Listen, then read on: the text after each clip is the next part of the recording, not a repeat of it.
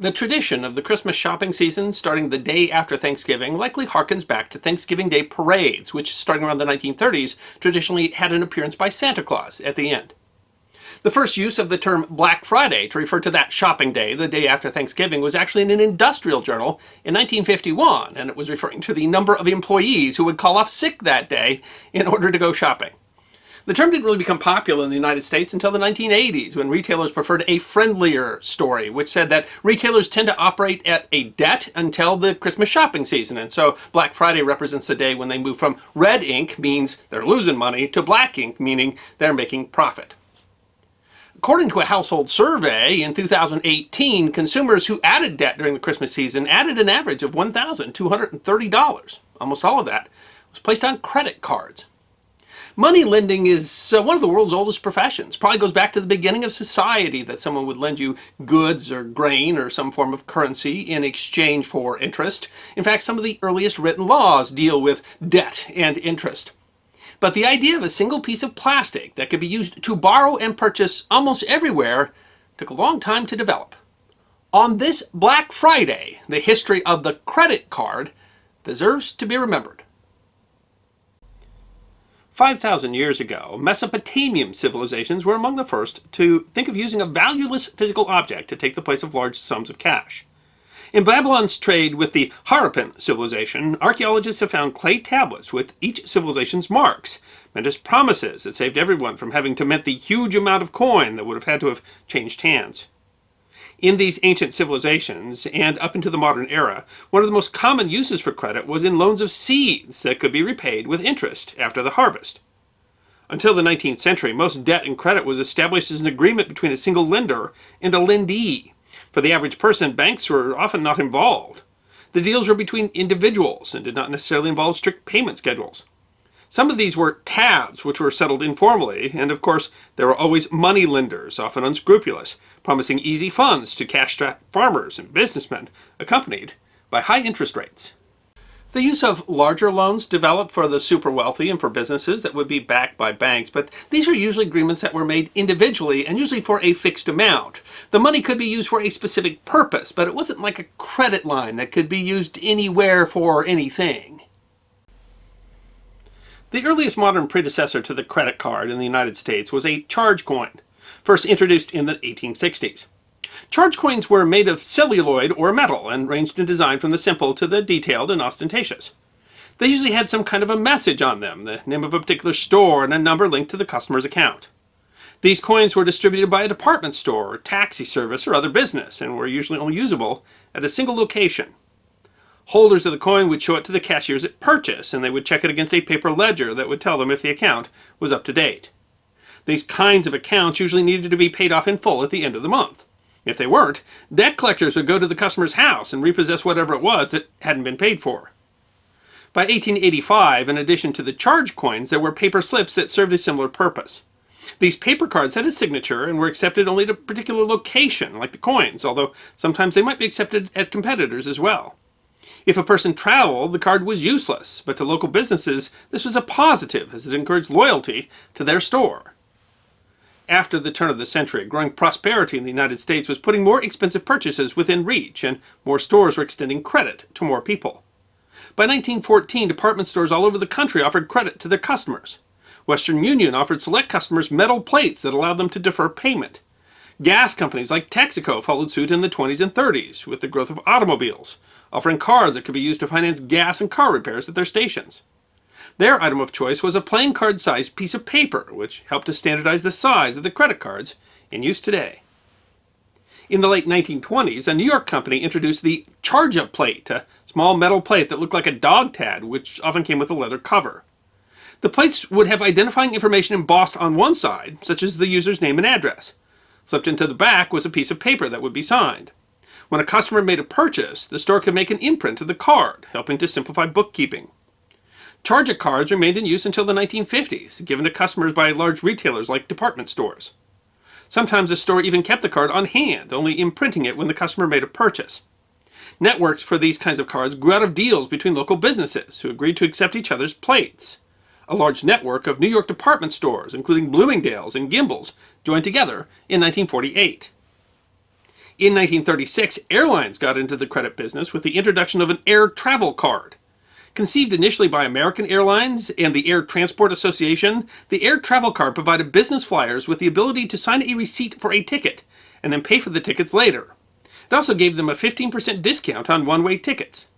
The program quickly expanded to be accepted by 17 airlines. In addition to a card, the system included a small charge-a-plate-like tag that was used to take an imprint. By 1941, the card was accounting for half of the participating airlines' revenue. All of these systems relied on a direct relationship between the store and the customer. It wasn't until 1946 that banks became involved. John C. Biggins, a banker working at Flatbush National Bank in Brooklyn, New York, is often credited with coming up with the idea of a universal credit card. He introduced the Charge It, a deal between the bank, local businesses, and the bank clients.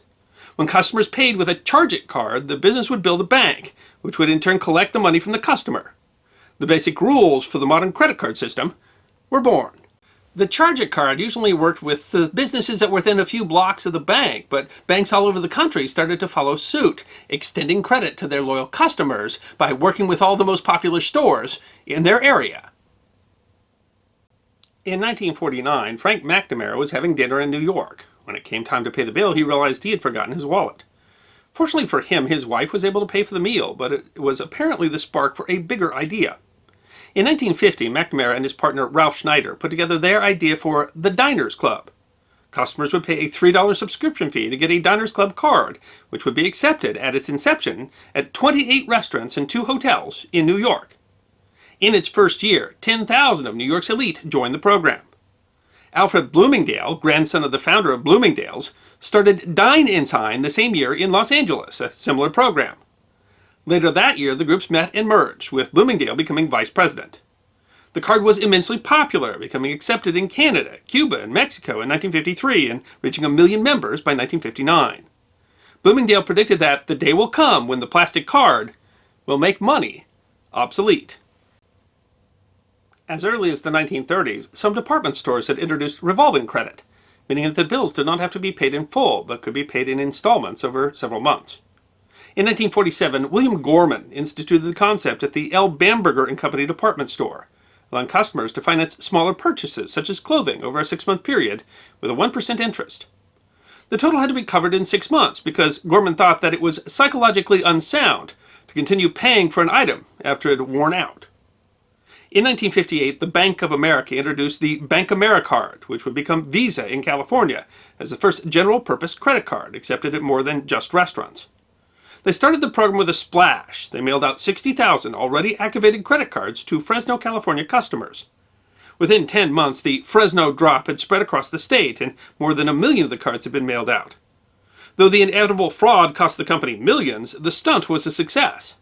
In 1966, Bank of America began licensing the card to be issued by other banks, spreading the network nationwide.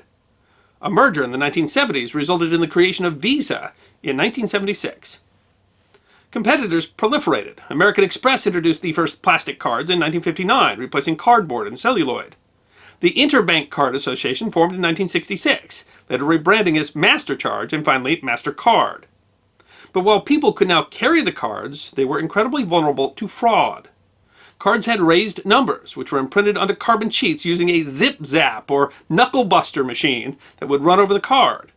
This had to be delivered to the bank, where it would be manually checked against known fraudulent accounts, and that process could take days.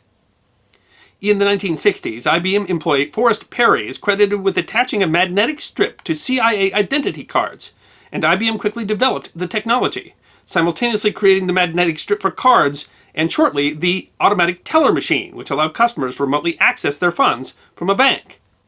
The strip was introduced in a joint venture between American Express, American Airlines, and IBM at the Chicago O'Hare Airport in 1970, also streamlining airlines' ability to sell seats on the newly introduced Boeing 747s. It wasn't, however, until 1980 that the technology became cost-effective enough to be adopted by Visa and MasterCard. Magnetic strips, too, are vulnerable to fraud, so in the 1980s, research was done that would lead to the EMV chip cards. EMV originally stood for the credit cards that founded the standard: Europay, MasterCard, and Visa. They were first introduced in Europe in the 1990s, and starting in 2015, U.S. retailers are required to accept chip cards or be liable for instances of fraud. A series of laws and decisions helped to shape American experiences with credit cards as well. In 1970, Congress passed the Unsolicited Credit Card Act, which made it illegal to send already activated cards to customers who had not requested one. In 1974, the Fair Credit Billing Act attempted to rein in deceptive credit card practices and require credit companies to allow customers to dispute charges. A 1978 Supreme Court ruling allowed nationally chartered banks to charge out-of-state customers the same interest rates as set in the bank's home state, which helped credit cards to take off nationally. According to the World Bank, in 2017, around 2/3 of Americans over the age of 15 have one or more credit cards, which is less than Canada, where nearly 82% of the people over the age of 15 have a credit card, but much more than Mexico, where only around 9% of the population has a credit card. But the future of credit cards has never been more uncertain, as there are new sorts of identification methods and mobile payment options, and these new options will probably lead to advantages and vulnerabilities and probably new regulations to deal with those. But in the last 150 years, credit has changed. It used to be something only available to the super wealthy, and now it's something available to, well, pretty much all of us. And that does allow us the opportunity to buy things we might not have purchased before. It's changed our entire understanding of cash and credit and purchasing and borrowing, but it also means that some of us are borrowing more than we can pay back. According to the Federal Reserve, about 60% of Americans with credit cards can afford to pay off the balance each month, but that means about 40% carry revolving credit, which often goes at a high interest rate, and the average American household carries around $6,300 in credit card debt. And no matter what the future of credit cards, you can assume that credit is still going to be around in some form, as it has been since the beginning of human society. I hope you enjoyed this episode of The History Guy, short snippets of forgotten history between 10 and 15 minutes long. And if you did enjoy, please go ahead and click that thumbs up button. If you have any questions or comments or suggestions for future episodes, please write those in the comment section. I will be happy to personally respond. Be sure to follow The History Guy on Facebook, Instagram, Twitter, and check out our merchandise on teespring.com. And if you'd like more episodes on forgotten history, all you need to do is subscribe.